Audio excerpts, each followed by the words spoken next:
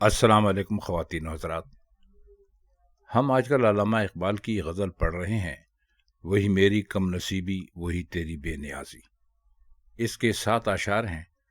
4 اشعار کے مشکل الفاظ کی معنی اور اس کی شرح ہم آپ کی خدمت میں پیش کر چکے ہیں. آج اس کے باقی کے 3 اشعار ہم آپ کی خدمت میں پیش کرنے کے لیے حاضر ہوئے ہیں. اگلا شعر ہے: نہ زباں کوئی غزل کی نہ زباں سے باخبر ہیں، کوئی دل کشا صدا ہو اجمی ہو یا کہ تازی. تازی کا مطلب ہوتا ہے شکار کرنا. اس کے ویسے معنی تاریخ میں اگر آپ جائیں تو کافی لمبے چوڑے ہیں. ویسے تو شکاری کو کہتے ہیں، جیسے آپ نے سنا ہوگا، تازی کتے، تازی شیر، تازی چیتا، یعنی جو شکار کرتے ہیں. اور دل کشا کا مطلب ہوتا ہے دل کھولنے والا، یعنی یہاں پر مطلب ہوگا دل خوش کرنے والا. صدا آواز کو کہتے ہیں. اجمی کہتے ہیں ایرانی کو. اب انہوں نے کہا کیا ہے؟ فرماتے یہ ہیں کہ میں تو ایک بہت ہی معمولی آدمی ہوں، نہ تو مجھے غزل کیسے کہی جاتی ہے یہ علم ہے، اور نہ مجھے اس زبان کا بہت زیادہ علم ہے جس میں کہ غزل کہتے ہیں. تو فرماتے ہیں کہ میری تو صرف یہ آرزو ہے کہ میں کچھ ایسا کہہ سکوں، ایسی آواز دے سکوں، چاہے وہ ایران سے آئی ہو، چاہے وہ توران سے آئی ہو، کہیں سے بھی آئی ہو، کسی بھی زبان میں کچھ ایسا کہہ سکوں کہ جس کا کوئی اثر ہو. یاد رکھیے کہ یہ غزل بھی علامہ اقبال نے، جیسا کہ ہم آپ کو اس کے پہلے حصے میں بھی بتلا چکے ہیں، کہ اس میں سارا گلہ اور سارا شکوہ اور سارا دکھ جو ہے وہ علامہ اقبال کے اپنے زمانے کے مسلمانوں کی حالت زار کا ہے. تو اس میں مخاطب تو خداوند تعالیٰ کی ذات ہے. تو اس میں یہ فرماتے ہیں کہ مجھے بات کرنے کا سلیقہ نہیں ہے، یعنی مجھے بات کرنے کا طریقہ نہیں ہے. اب اس میں آپ ایک مرتبہ پھر یاد رکھیے کہ ہمارے مذہب نے بھی اس بات کو بہت وہ کہا ہے کہ مانگنے کا کوئی طریقہ ہوتا ہے. یعنی آپ جب کسی کے در پہ جاتے ہیں، کچھ مانگتے ہیں، تو اس کے لیے کچھ خاص الفاظ استعمال کرتے ہیں. آپ جناب، حضور، جناب علی وغیرہ. اگر آپ اس کو وہاں تک لے کر جاتے ہیں تو فرماتے یہ ہیں کہ مجھے نہ غزل کی کوئی زبان سے، مطلب یہ ہے غزل سے مراد ان کی اس وقت یہاں پر آپ دعا لیجئے، نہ زباں کوئی غزل کی، یعنی کہ نہ تو مجھے مانگنے کا طریقہ آتا ہے، نہ میرے پاس وہ زبان ہے کہ جس سے میں کچھ الفاظ استعمال کر سکوں. بس میں یہ چاہتا ہوں کہ کوئی ایسی صدا لگاؤں کہ جس سے میری بات قبولیت کے درجے تک پہنچ جائے. تو اگر آپ اس کو مختصر کر کے دیکھنے کی کوشش کریں یا سمجھنے کی کوشش کریں تو اس میں فرما وہ یہ رہے ہیں علامہ اقبال اس شعر میں کہ ہمیں تو نہ مانگنا آتا ہے، نہ مانگنے کا سلیقہ ہے. بس ہم یہ چاہتے ہیں، ہماری یہ آرزو ہے کہ کوئی ہم ایک ایسی بات کریں، چاہے وہ کسی بھی زبان میں ہو، کہ وہ تیری ذات کو پسند آ جائے. اگلا شعر ہے: نہیں فخر و سلطنت میں کوئی امتیاز ایسا، یہ سپاہ کی تیغ بازی وہ نگاہ کی تیغ بازی. فخر کا مطلب ہوتا ہے فقیری، یعنی جس کے پاس کچھ بھی نہ ہو، اور سلطنت اس کا بالکل الٹ ہے، یعنی بادشاہی. امتیاز کا مطلب ہوتا ہے فخر کرنا کسی چیز کے اوپر، بلکہ یہاں پر آپ امتیاز کا مطلب لے لیجئے فرق. سپاہ کہتے ہیں فوج کو، تیغ بازی آپ چاہتے ہیں تلوار چلانے کی. اور جو جہاں پر آپ کو نگہ لکھا ہوا نظر آ رہا ہے، یہ اصل میں نگاہ ہے، یعنی دیکھنے کے لیے کس سے تعلق ہے، اس کا نظر آپ اس کو کہہ سکتے ہیں. اب اس شعر کا مطلب کیا ہے؟ کہتے ہیں کہ ایک فقیر بھی اپنی جگہ پر ایک بادشاہ ہوتا ہے. جو بادشاہ ہوتا ہے وہ تو تلوار بازی کرتا ہے، یعنی تیغ بازی کرتا ہے، اور وہ اس سے اپنی سلطنت کما لیتا ہے یا سلطنت حاصل کر لیتا ہے.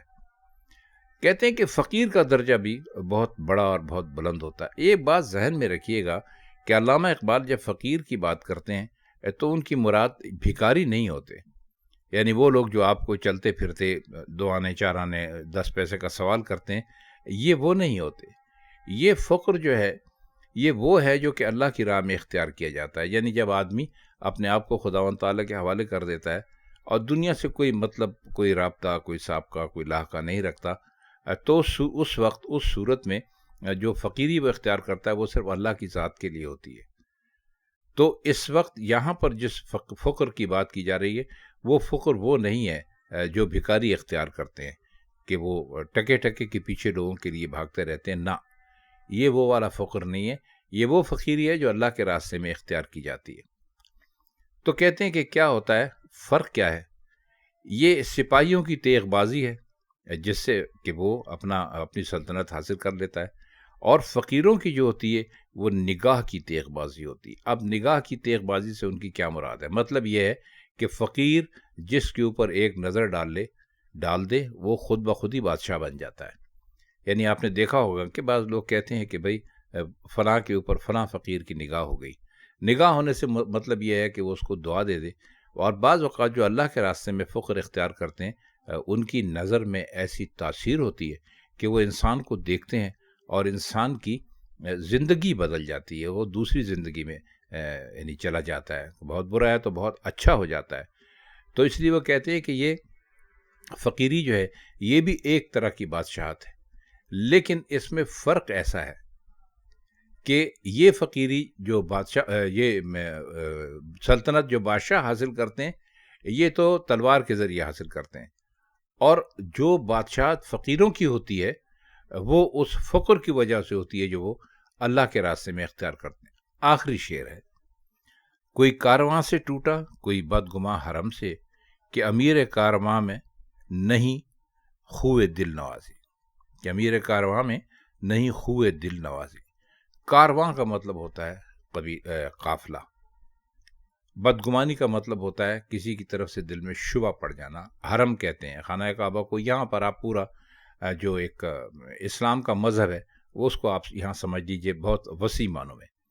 امیر کارواں، جب کوئی قافلہ چلتا ہے تو اس کا کوئی نہ کوئی سردار مقرر ہوتا ہے تو اس کو امیر کہتے ہیں۔